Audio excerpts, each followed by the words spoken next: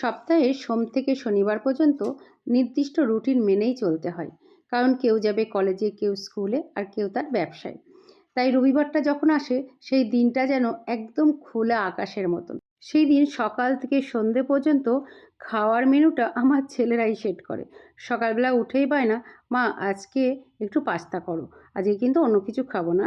ঠিক আছে, পাস্তা খাওয়াবো, কিন্তু তার সাথে প্রচুর পরিমাণ সবজি খাওয়াবো, এটা আমি নিজেই ঠিক করে নিই। যাই হোক, প্রচুর পরিমাণ সবজি দিয়ে আজকে বানাবো দুধ পাস্তা, কিন্তু সেটা ঝাল ঝাল, খেতে দুর্দান্ত হয়। একবার এভাবে করে দেখতে পারেন। শীত পড়ে গেছে, তাই বেশ কিছু শীতের সবজি যেমন ফুলকপি, বিনস, গাজর এগুলো কেটে নিয়েছি। সেই সঙ্গে একটা আলু আর অর্ধেক পরিমাণ কিন্তু পেঁপেও কেটে নিয়েছি। আর সেই সঙ্গে দুটো মাঝারি মাপের পেঁয়াজকে ডুমো ডুমো করে কেটে নিয়েছি।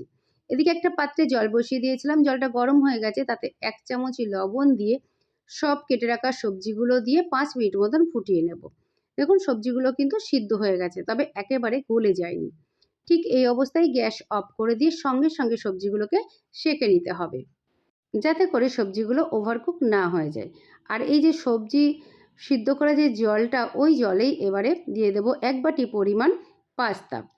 ওই সবজি সিদ্ধ জলেই যদি পাস্তাটা সিদ্ধ করে নিই, তাহলে জলটাও যেমন সঙ্গে সঙ্গে গরম পাচ্ছি, সঙ্গে সবজি সিদ্ধ জল, তাই পাস্তার স্বাদটাও কিন্তু অনেকটা বেটার আসবে। যাতে পাস্তাগুলো সিদ্ধর পর একের সাথে একটা লেগে না যায়, তার জন্য এই জলের মধ্যে 1 চামচ দিয়ে দিলাম তেল। পাস্তা সিদ্ধ হওয়ার সঙ্গে সঙ্গেই পাস্তা আর জলটাকে ছেঁকে নিলাম, আর এই জলটাকেও কিন্তু রেখে দেব, পরে এটা কাজে লাগবে।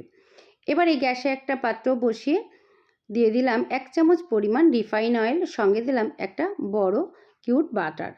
বাটারটা মেল্ট হয়ে গেলে দিয়ে দিলাম 3টে এলাচ, 1 টুকরো দারচিনি আর 3টে লবঙ্গ।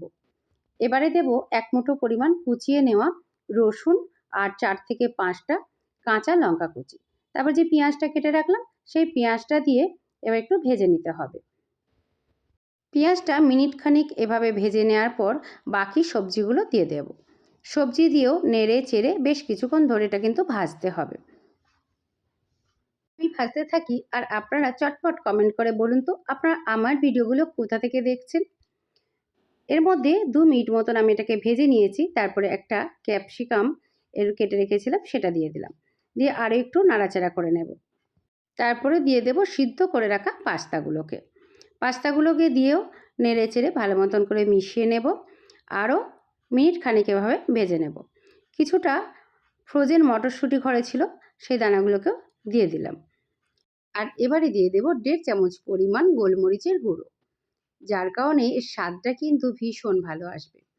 তারপর নেড়েচেড়ে খুব ভালো করে মিশিয়ে নেওয়ার পর দিয়ে দেব সবজি সিদ্ধ করার সেই জলটা, সঙ্গে আরও কিছুটা পরিমাণ গরম জল ব্যবহার করব।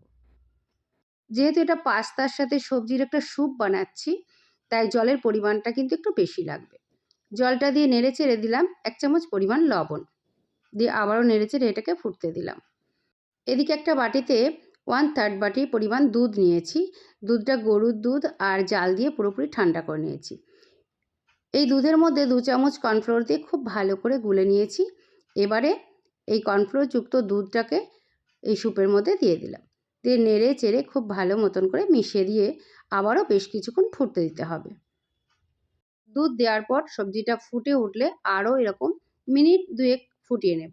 আর যখন একটু এরকম ঘন হয়ে যাবে, সে অবস্থায় নামিয়ে দিতে হবে। দেখুন এটা কিন্তু আমার পুরোপুরি কমপ্লিট হয়ে গেছে।